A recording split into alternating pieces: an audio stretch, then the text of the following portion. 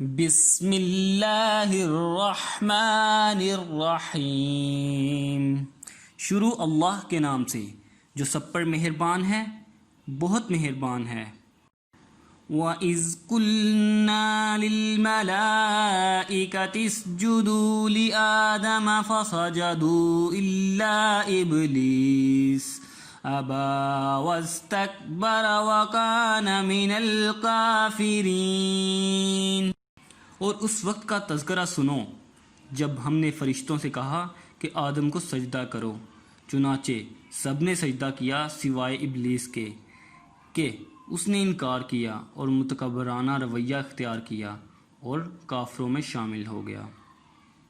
فرشتوں کے سامنے آدم کی عظمت کا علمی مظاہرہ اور ان کا امتحان لینے کے لیے انہیں آدم کو سجدہ کرنے کا حکم دیا گیا۔ یہ سجدہ عبادت کا نہیں، تعظیم کا سجدہ تھا، جو کہ بعض پچھلی شریعتوں میں جائز تھا۔ بعد میں تعظیم کے لیے بھی اللہ تعالیٰ کے سوا کسی اور کو سجدہ کرنے کی سختی سے ممانعت کر دی گئی تاکہ شرک کا کوئی شائبہ بھی نہ پیدا ہو۔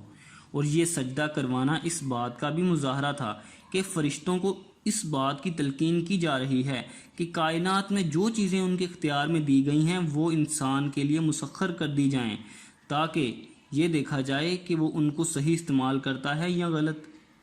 اگرچہ براہ راست سجدے کا حکم فرشتوں کو دیا گیا تھا، مگر اس میں تمام جاندار مخلوقات بھی شامل تھیں، لہٰذا ابلیس جو جنات میں سے تھا اس پر بھی اس حکم کی تعمیل کا حکم لازم تھا۔ لیکن جیسا کہ خود قرآن کریم نے دوسری جگہ بیان فرمایا ہے، وہ اللہ تعالیٰ سے کہنے لگا کہ مجھے تو نے آگ سے پیدا کیا اور آدم کو مٹی سے، اس لیے میں اس سے افضل ہوں، میں اسے کیوں سجدہ کروں؟ اس واقعے سے دو سبق ملتے ہیں، ایک یہ کہ آپ اپنے آپ کو بذات خود دوسروں سے بڑا سمجھنا اور اپنی بڑائی بگاڑنا کتنا بڑا گناہ ہے، اور دوسرا سبق یہ کہ جب اللہ تعالیٰ کی طرف سے کوئی واضح حکم آ جائے تو بندے کا کام یہ ہے کہ اس حکم کو دل و جان سے بجا لائے، چاہے اس کی عظمت اور اس کی حکمت اور فائدہ سمجھ میں آئے یا نہ آئے۔ وَقُلْنَا يَا آدَمُ اسْكُنْ أَنْتَ وَزَوْجُكَ الْجَنَّةَ وَكُلَا مِنْهَا رَغَدًا حَيْثُ شِئْتُمَا وَلَا تَكْبَرَا هَٰذِهِ الشَّجَرَةَ فَتَكُونَا مِنَ الظَّالِمِينَ۔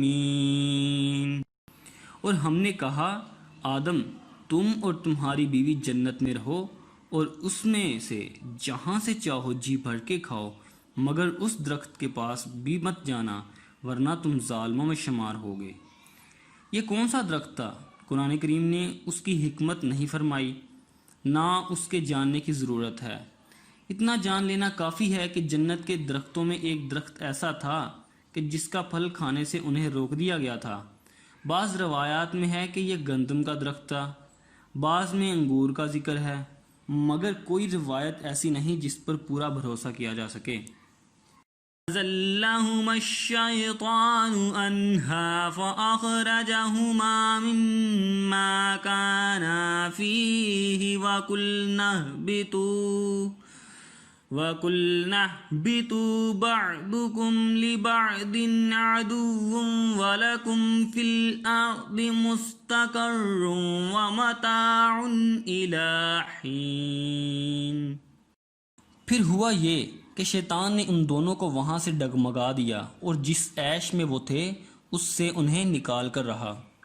اور ہم نے آدم کو، ان کی بیوی اور ابلیس سے کہا اب تم سب یہاں سے اتر جاؤ، تم ایک دوسرے کے دشمن ہوگے اور تمہارے لیے ایک مدت تک زمین میں ٹھہرنا اور کسی قدر فائدہ اٹھانا طے کر دیا گیا ہے۔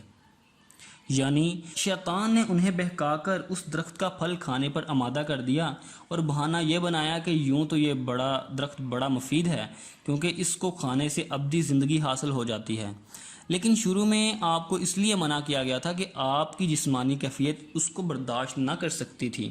اب چونکہ آپ جنت کے ماحول کے عادی ہو گئے ہیں اور آپ کے قوی مضبوط ہو چکے ہیں، اس لیے اب وہ ممانعت باقی نہیں رہی۔ اس واقعے کی مزید تفصیل کے لیے دیکھیے سورہ الاعراف آیت نمبر 19 تا 23 اور سورہ طٰہٰ آیت نمبر 120۔ مطلب یہ کہ اس واقعے کے نتیجے میں آدم اور ان کی اہلیہ کو جنت سے اور شیطان کو آسمان سے نیچے زمین پر اترنے کا حکم دے دیا گیا۔ ساتھ ہی یہ بھی بتا دیا گیا کہ انسان اور شیطان کے درمیان رہتی دنیا تک دشمنی قائم رہے گی، اور زمین کا یہ قیام ایک معین مدت تک ہوگا، جس میں کچھ دنیوی فائدے اٹھانے کے بعد سب کچھ بالآخر اللہ تعالیٰ کے پاس دوبارہ پیش ہونا ہوگا۔